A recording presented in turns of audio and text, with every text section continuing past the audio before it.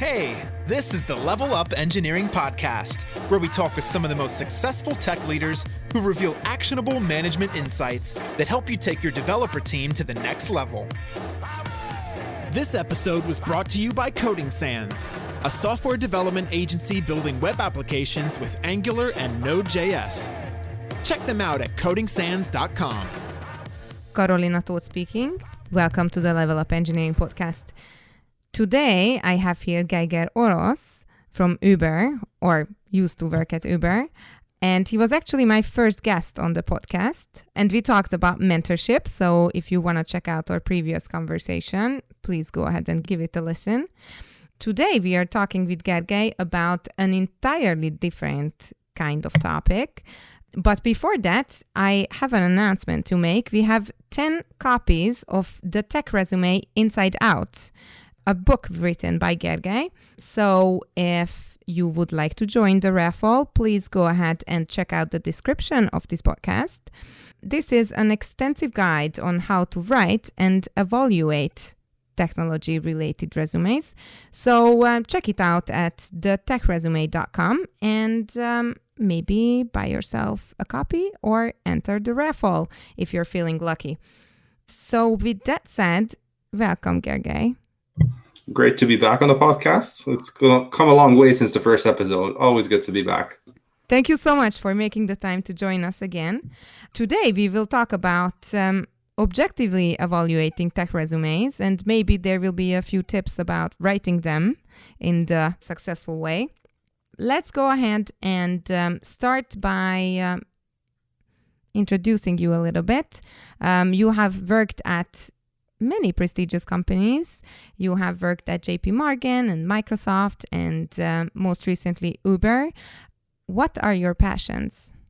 Yeah, so really good to be back here. And my passions, I have a lot of them and they keep changing. One of the big ones is working with and helping software engineers grow professionally, get better at what they do. And also, I honestly just love to learn different things. So whenever I work in a different team or a new environment, just continuously learning, I think that's my biggest passion. And one of the ways I found to learn really well is to teach what I learn and often sign up to talk about stuff that I don't know about. And this is actually how I learned most of the things in my career. I'm going to say learning and a lot of the things that comes with it, learning and passing it on to other people. Thank you. Thanks for sharing that. And with that said, let's jump right into our topic of discussion for today. How important is it for a software engineer in this day and age to have a great resume? So this is a really important one, and this is a really interesting one. I don't think it used to be important for a software engineer to have a resume at all, especially if you had a few years of experience before COVID. I don't think it mattered, honestly. I have been a hiring manager for a long time, and any software engineer with over, let's say, 3 or 4 years of experience, it was just hard to get people interested, even in companies like Uber or maybe some companies that don't have this issue is maybe very few, like Google or some of the hottest companies. But for the majority of the companies, they just didn't find enough people who seemed to have any level of experience. So very few people know, but there are multiple types of recruiters at big tech companies, and one of them is called a sourcer. A sourcer is someone whose job is to find people to convince them to apply to a job. So if you ever got a LinkedIn in-mail in your account or an outreach email, chances are that was from a sourcer. And before COVID, this is pretty much how any position above a few years of experience was filled. Now, when you were a new start or a new graduate, having a resume that just represented you fairly was always important. But what I've seen with COVID, and the reason I actually even wrote a book about this, I never thought I would write a book about this topic. I was actually writing a very different book that I'm still writing about growing as a software engineer, which I plan to have just one chapter about changing jobs, which would have had one section on resumes saying, well, maybe sometimes you need it, especially when you're starting out.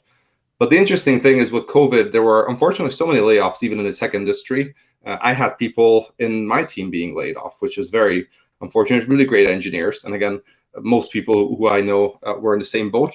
And those people had to apply for jobs, often cold apply to jobs.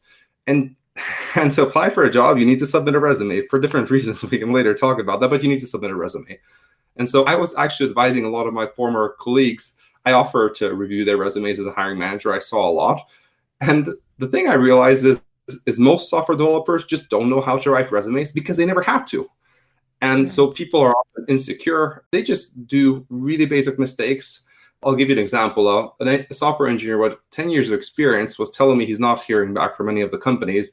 I looked at his resume and he had a photo on it. He had his position listed from the first one, from like 2012, 2013, 2014, the wrong way. And some of these things, again, that was a bit of an outlier. So the only time it's still important to have a resume is if you're applying for jobs. If people are coming to you, you have a decent LinkedIn profile, that's going to be enough. And of course, we know some software developers love their job. They're not looking for anything new. You don't need a resume. And you can even just close your LinkedIn if you really feel happy in your current role.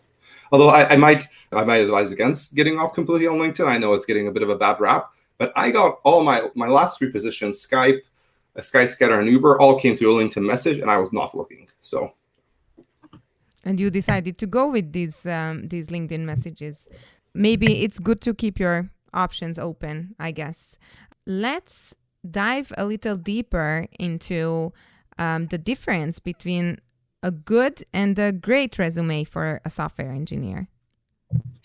And this is really subjective. And it's not even subjective, it's very situational. Of course, the strongest resumes you can see that are just always stronger are resumes that have companies that you've heard of. If someone has Google or Facebook, or these days, I guess Stripe or maybe Airbnb is becoming really popular, or Snowflake. Snowflake, the company that just went IPO, and they're worth more than Uber as of we're speaking today. Maybe this will change. But when you have some of these recognized companies on your resume, that's a bit of a badge of honor. It just shows that you were able to get in there, and people value you differently. But in all fairness, a great resume will be something that is a match for the job. So I'll give you an example. At Uber, at my previous team, we hired for a bunch of senior backend engineers with distributed systems experience. A great resume there is someone who has done some sort of distributed systems work, ideally at scale, in the similar scale that we've done. And because that's the type of stuff we're doing. Now, for, let's say, a web development agency who is contracting out React engineers, someone who's contributed to React Core would be a great resume. So a great resume is just something that really fits the job. And you need to think of, a lot of people just think about their resume, like how does my resume look like and how is my resume? There's no such thing as your one resume. It's the other way around. Hiring managers get a lot of inbound job applications, a lot of resumes, and they want to solve their problem. So for them, a great resume is someone who, it looks like this person could be a good fit for my team. I want to talk to them immediately. That's it. And that's why you need to turn the thinking around. Instead of, the biggest thing I advise to people is to get referrals, and we'll talk about that, I'm sure. But the second biggest thing is tailor your resume for that position. Look through the job advertisement. Think about, what is this hiring manager trying to solve for? It's usually written in a job description, and then just make some tweaks on your resume. So for example, if you've done Angular, JS, and React as well, and this position, they're looking for a React engineer, just instead of listing that Angular and React, just say, I know React, and Angular as well. All right. So if I understand this correctly, what you're suggesting is to kind of look at the hiring manager's problem and solve it with your own resume. When you can. So just highlight the experience. Highlight your experience that's relevant. I'm going to say tailor your experience to that one. Because again, what a lot of developers don't think about, and this is just because we've not been applying for jobs for a while. This is, for a lot of people, this will be brand new, applying for jobs. They think, I'm going to send my resume, and I know myself. I'm amazing. I know I can do React. I know I can do Angular. In fact, I've even built distributed systems in the past. I know I would be amazing at this company. Maybe this company is Uber or Facebook or the startup or this company, this other company. What they don't think about is every single one of these companies has a different hiring manager with a different problem. Of course, you cannot tell this problem, but it typically goes like this. And in this environment, there's 2 types of places. One of them is a fast-growing place where they've just gotten headcount. For example, in this environment, they're doing pretty well, and the hiring manager has just gotten headcount to hire 5 more people, and they're building a new team, and they're thinking, okay, we want a right range of people. We want a senior, we want some juniors, etc. And they're going to be open to a lot of these people, but they also want to hire pretty quickly, and they want to hire some of the best in the market. The other hiring manager might be someone quit on their team, a person with 2 years of experience who was doing, let's say, web development, quit, and they need to backfill. Backfill means you want to get someone, and they know exactly what they want. They want someone who's kind of like that. They'll be flexible, and both of these people are going to write job descriptions.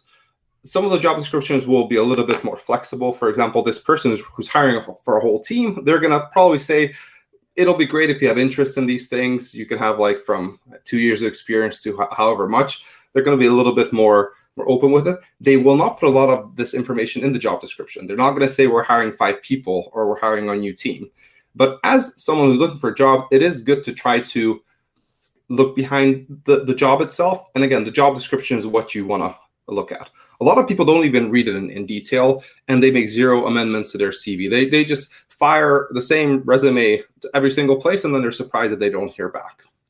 Right. And sometimes you can potentially go a bit of extra mile, especially for smaller companies, to do your research on the company. What are they doing? What might they be hiring for? Again, worst case, you learned a little bit. Best case, you might be able to tailor it a little bit more.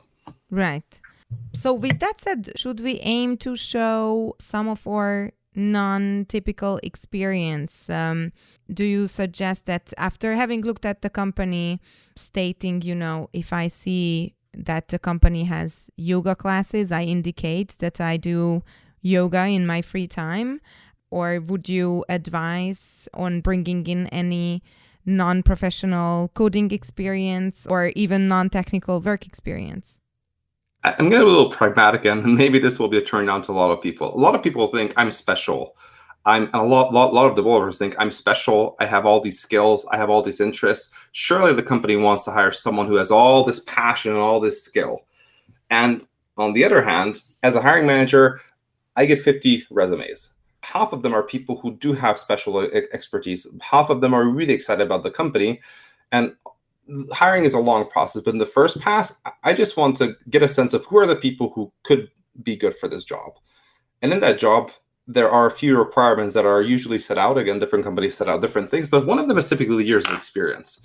At large tech companies, whenever you open a job requisition, which is a job opening, internally you set a level, which you might not advertise externally, but you might say, is this an Eng 1, an Eng 2, a senior, a staff? And those typically correlate to years of experience. So one of the best things you can do is have a very clear resume that shows how many years of experience you have, because that just makes it easy for the hiring manager to either say like, okay, this person has it, or if not, they're going to reject it, but they would have rejected it anyway. And it's probably a good thing if they reject it. The problem that some people do is if you have a resume that's very fancy and you add a lot of details, the hiring manager might look at it and they're not sure how much experience you have, and they'll put it in their head in this maybe pile. So we can talk about how people typically sort it, but just having a clear resume that shows your hard skills, technologies, the project, and talking about the impact that you have done at your company. If you are applying for one of these modern tech companies, the likes of Google, Facebook, etc., talk about your achievements. What have you done at your current or past company? If you shift the project, what was the impact? How many users? How many queries per second? How many services? What percentage of lines of code did you refactor or did you improve? And another tip that I give to people is if you have numbers in your resume saying, I did this, specifically this number, this percentage, you will already have a standout resume, because I typically see less than 20 or 15% of people have any numbers. They typically say, here are my responsibilities. I shipped this project. It's got a project name. And as someone who's reading resume, I don't have too much context on what this means. Sure. So those are all more important than some of your side projects, unless you have little experience or no experience. So when you're new grad, side projects are important to show that you've done something. But again, impactful side projects are more important. You building a hello world on GitHub, great. We've seen that millions of times. You actually contributing to React or Vue, even if it's just a few fixes, that gets my attention. I rarely see people do that. Right. So if I am hearing you correctly, it's definitely hard skills over soft skills, and achievements and really precise amounts or numbers over just like big fluffy words. Yep. And on your side projects, the impact is important. So just be clear, if you built an app that does have 10,000 users, that's great. That again, will grab my attention, assuming it's let's say for an app developer position. Again, just think about doing things that is beyond the average. Almost every resume has a GitHub attached to it. Almost every GitHub that's attached to it does have a few Hello World type projects. So it's no longer a standout thing just to have a project that you did, or having followed a tutorial, or having some of these degrees that are a few clicks to complete. I have talked with people, and it depends on where you are. If you're working at a well-known company, the job market is actually pretty good because you do get interviews and there is interest. When you're not there, it's a really tough job market. And when you're starting out, it's an even less forgiving one because there's fewer junior positions. So the resume is that first step. And the best thing I can advise, and this was talking with a recruiter, I talked with a recruiter and I asked them, like, what is your job preparation strategy? And he said, focus on what is not working. So if you're applying for jobs, are you getting callbacks from recruiters? If you are, great. Your resume is probably good enough. If you're not, then focus on your resume, and then this podcast will help you. If you're getting those callbacks, then you'll probably need to focus on other things. A lot of people who have gone through this guide, and I also helped out some of them, have told me that they have started to get interviews. Now, a lot of them have not gone through those interviews. I had a person who told me, amazing, they got interviews from Facebook, Amazon, and I think it was Microsoft. Unfortunately, they never progressed beyond that, but at least they were starting to get there. So they had that next challenge to figure out what skills they were missing, how to prepare a bit better, etc. Right. And that's also a very interesting side of getting a new job. But let's circle back a little bit and talk about, you kind of mentioned the perspective of the hiring manager. What happens to your CV when you submit it to a big company?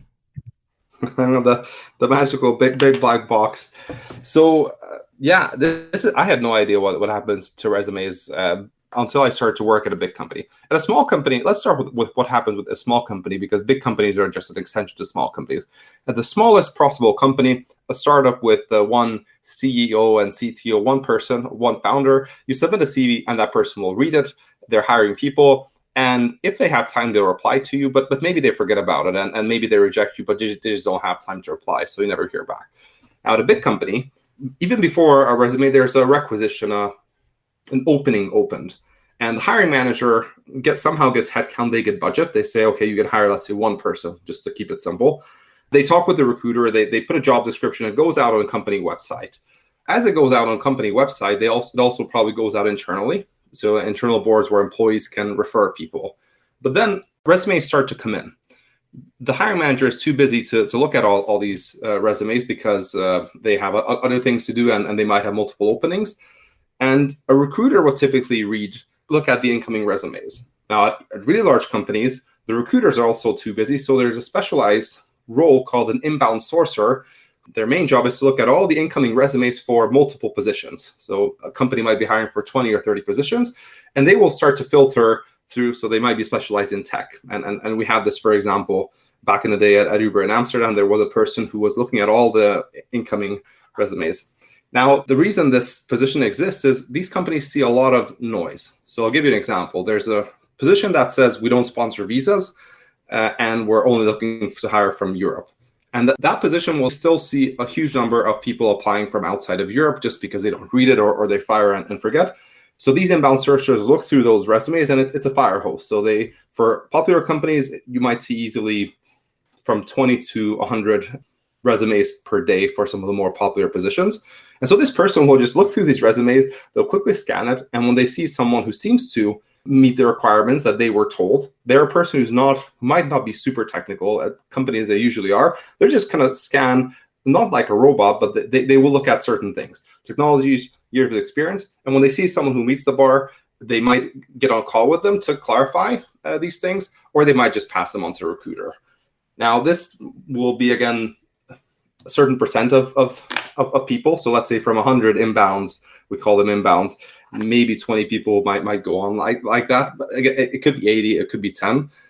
And once they went through the initial screen, then you would get the recruiter call. If you don't get through this initial screen, better companies send you a rejection letter saying, I'm sorry, you were not a fit. You will never find out why. So that's a little bit frustrating. Some companies will not send you anything. And this is a really frustrating frustrating part. Now, the interesting thing is I'm talking with a lot of engineers, both inside Uber and large tech companies. It's very common to just not get an answer for your resume. People who have gotten offers from Google and Facebook, they told me that from multiple companies, they never even received an answer. And there could be multiple reasons why you're not going to receive an answer. You might have applied by the time that people were already hired and they weren't looking at it anymore. Maybe they had internal candidates, etc. The point is, this is the most frustrating stage. So I see the numbers internally on from, let's say, 200 applications, how many offers we get. And the biggest drop off, so the biggest kind of shrink is at the resume screening stage. So that's why, again, just having a clear and easy to read resume already makes you stand out from the crowd. It's insane, but it's true. At least the best thing that you can do is just make sure that the inbound source or the recruiter is going to scan at your resume and get the most important details. That's it. Right. All right. And we have kind of touched on this. And now that we are talking about a resume that stands out, is a recommendation going to make your resume stand out? Or at what stage is it going to make it stand out? So I wouldn't call it a recommendation necessarily, but more referral. So one thing that every single tech company has, and any company that's big, that even startups do it, is employee referrals. And the way the employee referral works, even companies that don't have it, have it. Again, let's start with the two-person company. There's a CEO and the CTO. And the CEO says we need to hire more developers, and asks the CTO, can you get some people? And the CTO might be a person out of college. And the CTO will be, oh, I actually have some friends. I work with them at university and they're really good. And the CEO is like, great, let's hire them. Let's not even interview, them. And this happens at any level. So as soon as, for example, when my team starts to hire, ask the people, we're hiring, we're opening a headcount. If you know anyone, just let me know as well. Just refer them. And this is for a few reasons. Referrals work brilliantly. There's a lot of studies on why they work, but it's faster to hire people this way, because if you know a friend who's good and you reach out to them, they're going to talk to you, but they might ignore recruiters. They are more likely to accept an offer. So a lot of times at companies, when people go through all these processes, there are some people who just don't accept the offer. They might find it too low, or the relocation will not. Referrals are more likely to accept. And referrals typically just stay longer. The first day, they already know someone there, and they're excited to come and work here. And what big companies have done, it doesn't really work after a while, the whole, do you know any friends? But they typically have programs. So internally, employees can refer through some sort of portal. And when they refer someone, it kind of goes in a priority queue. So recruiters will know to contact referrals first, because, again, they know there's a higher chance. And if that person is hired, the employee gets money. This can range from, let's say, $1,000 all the way to, I've heard companies pay $8,000 or even $10,000 for an employee on a successful hire. So people are really incentivized to refer. And this has also started to have some people kind of cold refer people. The idea of the referral used to be that you would refer your friends or people you worked with. But now some people even refer people they don't necessarily know, but people who reach out to them to LinkedIn, because you get really good money if they're hired. So there are some sites that sell these referrals, which I don't really agree with. I think it's really odd, but it's definitely a thing, because it can be a win-win, and it goes down to, so a lot of people do end up messaging people on places like anonymous networks like Blind, which is, if you're in a tech company, you have access to it, or you can register with your company email, and they ask people, hey, could you refer me? Here's my LinkedIn profile. Here's why I should be good for this position.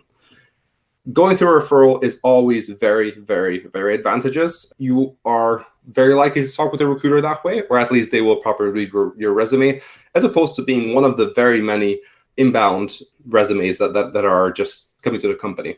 And again, one more thing to keep in mind, the more popular the company, the more resumes they will get. The biggest inbound traffic these days is for Google. I also heard Stripe. As soon as they announce that they're doing remote work, they're getting resumes from all over the world, 190 countries.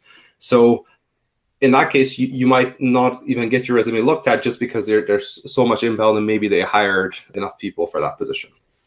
Right. All right. I kind of, and correct me if I'm wrong, but the pattern, what I am hearing is that initially the question was, about recommendations. And we first started talking about your resume and how the common misconception is that you need to show yourself off, rather than what you said, and what I agree with, show how you can fit into the company and into the position.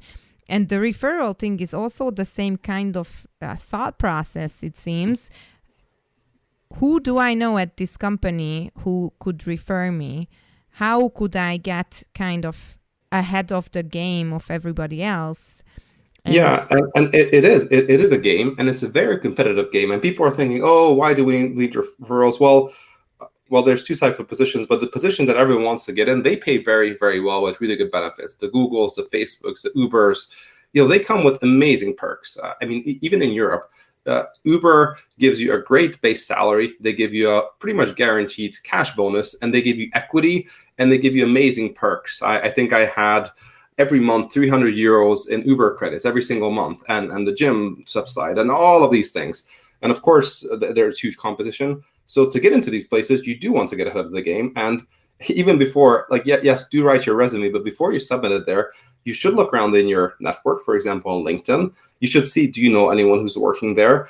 Or maybe you know someone who knows someone there. Maybe you could just message them saying, hey, I'm interested in a position. Would you be open to talking about it? Or maybe could you even refer me?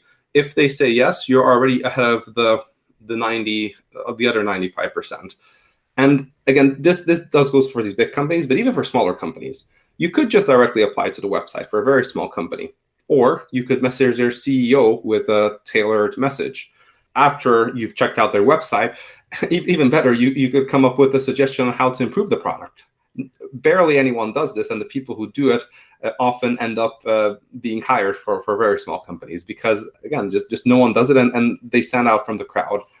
I think a lot of developers used to think that software engineering was this field where you just got amazing benefits, like really good work-life balance, and it was so easy to get a job. The benefits are still there, but it's becoming really competitive. Word is out there. There's a lot of people who are going into software through, for example, boot camps that after a few months, they promise to get you a great job. So if you want to keep up there, you do need to put a bit of extra effort. Again, this will not apply if you're either happy in your job or if you're really senior and you're so sought after in a niche field because you put in the work and you have the publicity that people come to you directly. Right. Let's circle back a little bit and say, okay, I have submitted my resume and I have successfully passed the first screening. It is the case that there are still many competitive resumes for that one position I am trying to get to.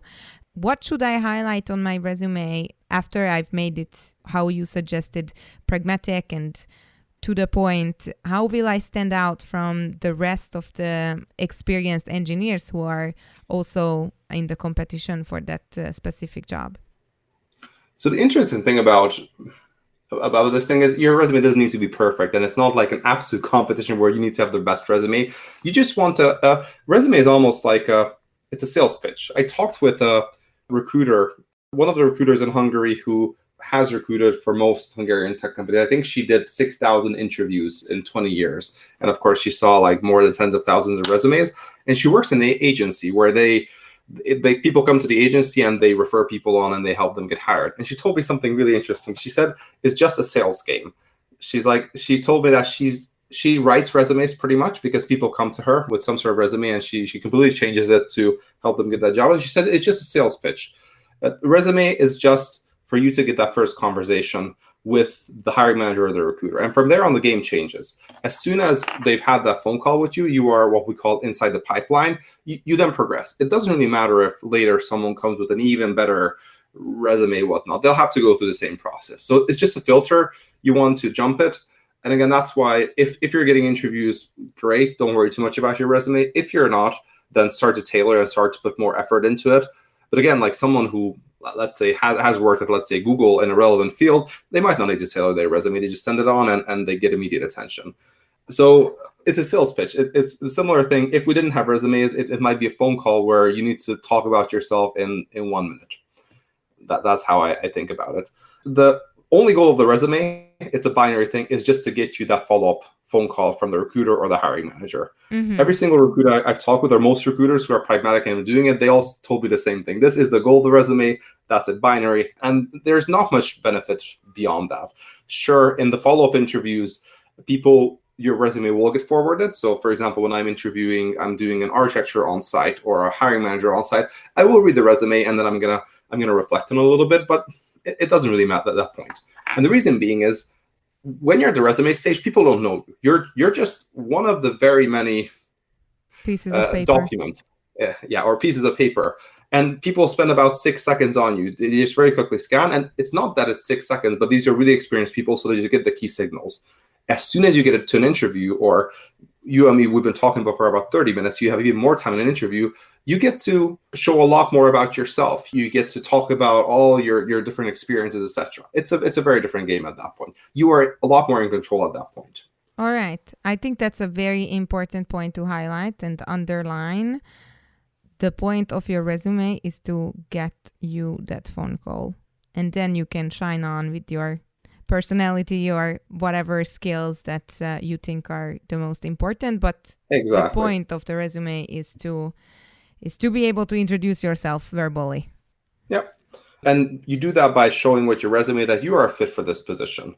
And then you have your fingers crossed because things are so opaque on the other side, you might not hear back for a different reason. So there's the other part of which a lot of people don't know about, but sometimes there's job positions out there that they're not hiring.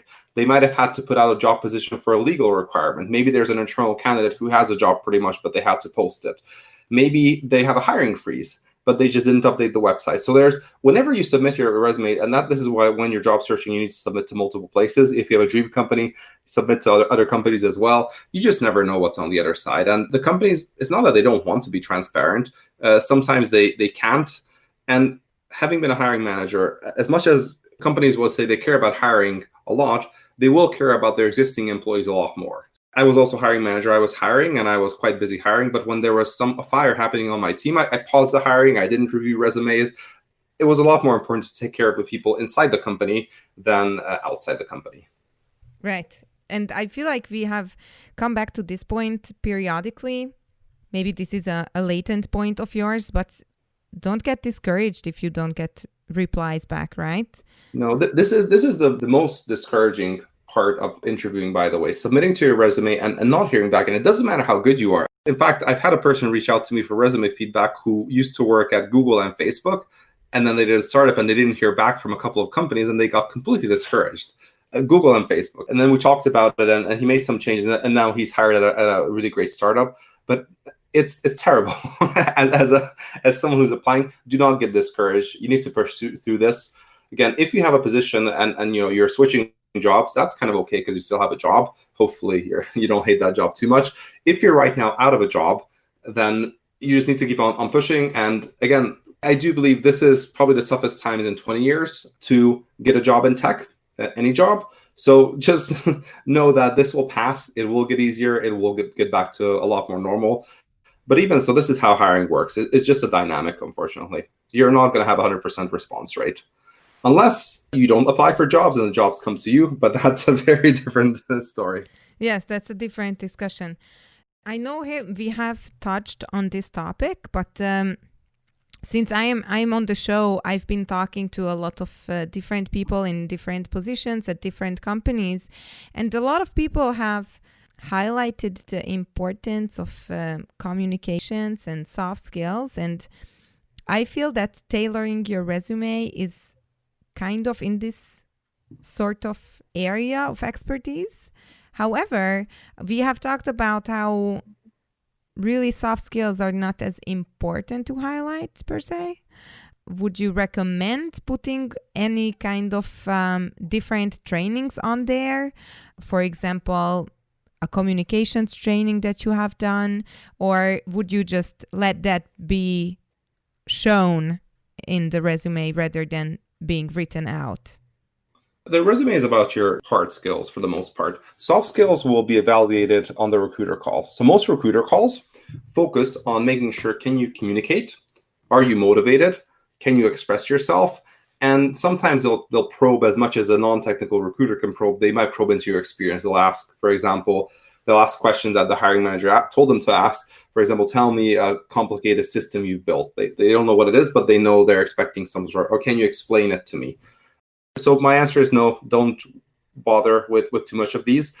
Your resume should be very well written. So you should use I always recommend people to use, obviously, spell checking, but grammar check as well. So use something like Grammarly, because if it's not great English, it will show that your communication skills are not great, and it will often be rejected, or it will be put into this maybe pile and you might not get a call back.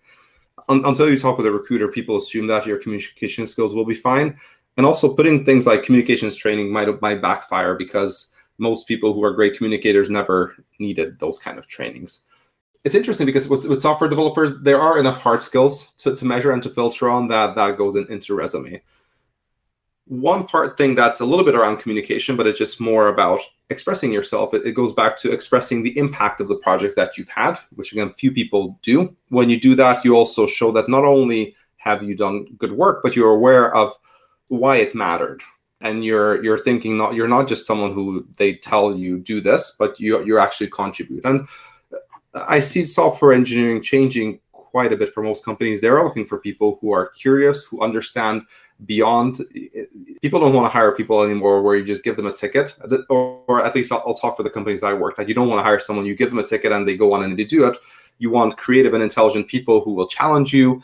They'll want to understand, and they might suggest, hey, instead of doing this, why don't we do this other thing? Let's refactor this part, and it'll actually make things faster. All right. So there is a point to staying curious. It's just that might not be the ideal thing to write on your resume. Yeah. And one last thing, a lot of things I talk about are the companies I worked at. So the fast-moving, innovative companies. There is a different type of company, though. And these are the companies that hire for a generalist software engineer. So they'll typically, in job descriptions, they're not going to ask for 5 years of Java or JavaScript experience. They will ask for X years of experience in general, but they won't be hung up on technologies. Now, there's a different type of company, which some people will either apply to or be forced to apply to. Maybe they're not going to hear back from these companies that look for specialists. So these are the more mature organizations, some of the more traditional banks or agencies, and they do want someone with 5 years of Java experience, and they're going to be hardcore at filtering at that. So if you apply for those positions, I actually wrote a part of the chapter in the book on this as well, but then your resume needs to be a little bit different. You need to make it really clear that you do have these things. In that case, certifications on those languages will help a lot. It's just different cultures. I personally would not enjoy, or I did not enjoy working in those cultures. But again, they have their perks, they're stable, they do have technical excellence, and they're often run with a slightly different management thinking than what you usually hear on this show. All right. Thank you. One last question, which is sort of in this general ballpark. In your experience, how do recruiters or hiring managers remain objective within the entire hiring process? It's a hard problem in the sense that there's not enough diversity in tech. We all know that, or at least the better companies are aware of this, and they're actively doing things to increase this. And one of the things that we can, for example, talk that's easy in Europe, the diversity number that we can measure is gender diversity, so female versus male. I know in the US there's race, but in Europe we can't, or at least we couldn't do that at my last company. And first of all, usually you need to start from even before the resume. You need to start with the job description. You need to have inclusive job descriptions to have people, let's say, in this case of gender diversity for women to apply. If you have all these requirements that you don't need, a lot of women will not apply, and a lot of men who have 50% of it will apply. So you already have a skewed pipeline. Some companies kind of counterbalance this, and they proactively source for diversity, so they know that they're not going to have as many applicants. Also, later during the resume screening, you typically won't have access to gender information, so you would just do your normal screening. And again, I'm not aware that you can do anything there, but for your interview process later on, it's a good practice to make sure that you have a well-balanced panel, making sure there's both genders are on that panel. And this is a catch-22 for some companies. I see some smaller companies who have 0 female engineers, and they struggle to hire that first one. And they also often get a lot of rejections. I know some female engineers who are really good engineers who rejected offers from these companies because they said, I don't want to do the first one, or I didn't get a good vibe from there. So that's where it goes back to smaller companies should think progressively. But even in Amsterdam, I was talking to a company which had female co-founders, and I think 60% of their engineering was female. They had no trouble attracting female candidates. The word of mouth spread, and they have a huge advantage in doing so. So I think that this question goes back to really the company needs to be serious about this. And once you're serious and once you also need to measure, and then you need to fix things.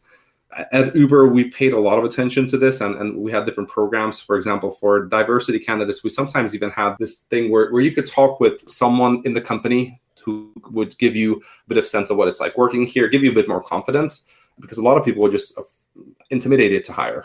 So I don't have solutions. That there's some tools that companies can and should use, and I hope it gets better. Again, I'm seeing a big boom of, especially with boot camps, of women finally coming back into tech. It seems from the 1960s, the numbers have been going down, and it's a shame because really, I think the more I see some of these documentaries are coming out on how there were some key women building the first few NASA software and so on. And you saw pictures of programmers that it was 50-50. So I hope we're going to get back to that ratio. Right. Thank you so much for stating that. We have talked about a lot of different aspects of writing a great resume. We talked about hard skills and really showing actual impact. And we talked about tailoring the resume to the individual job description that you are currently applying to. We talked about the pipeline and how the hiring process looks like. And we talked about the single point of the resume, which is to get you that phone call with the dream company.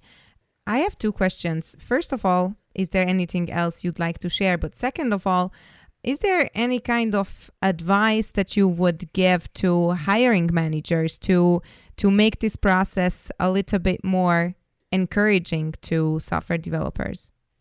Yes, I'll start with the hiring manager feedback. Hopefully, a lot of hiring managers are also listening to this podcast. I do believe resumes are a terrible way to filter people. It's bad. Says the guy who just wrote a book. Yeah, it favors people who are good at writing resumes, who get help. It just doesn't give much signal. In an ideal world, you would just get rid of the resume and you would directly talk with that person and figure out what their skills are.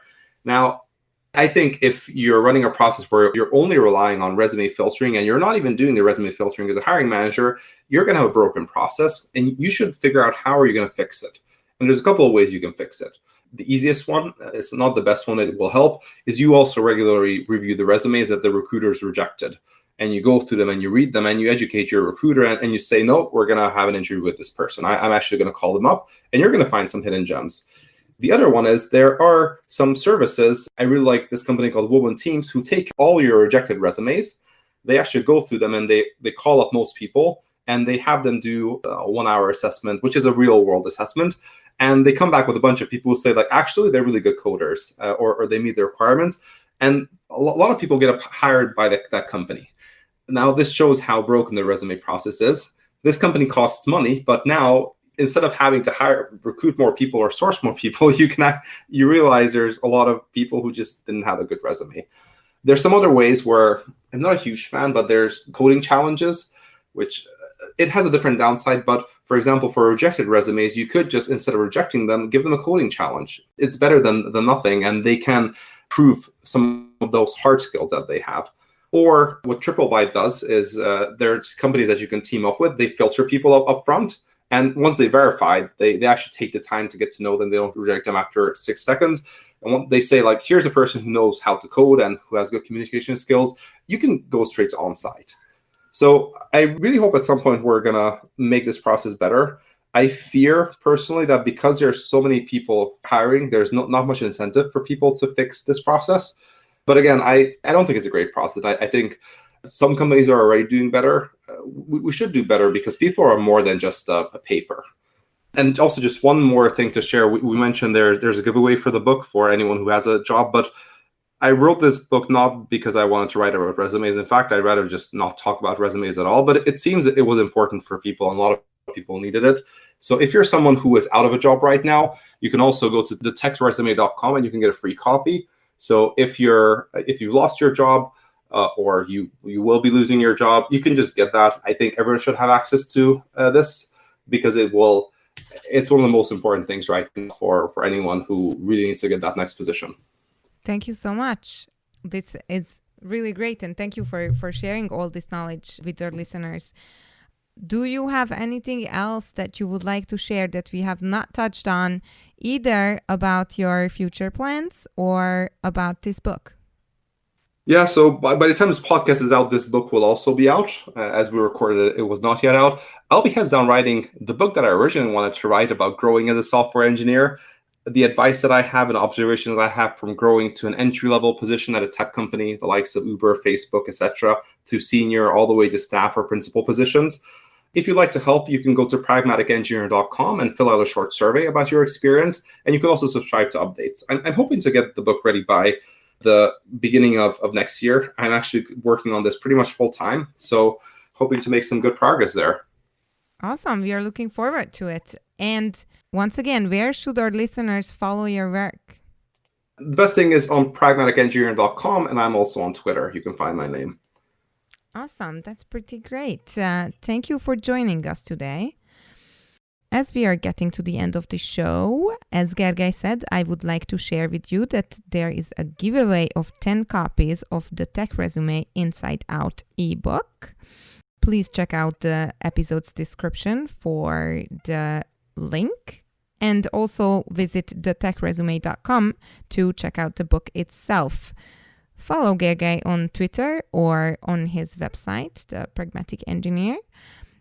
And again, thank you so much for joining us. Today, my guest was Gergely Orosz, former engineering manager at Uber. I am Karolina Tóth, and I hope to see you next time. Thanks for staying with Level Up Engineering. If you enjoyed this podcast, so will your friends. Share this episode on your favorite social networking platform. To stay up to date with our content, follow Level Up Engineering on Spotify, Apple Podcast, or Google Podcast. Brought to you by Coding Sans, a software development agency building web applications with Angular and Node.js. Check them out at codingsans.com.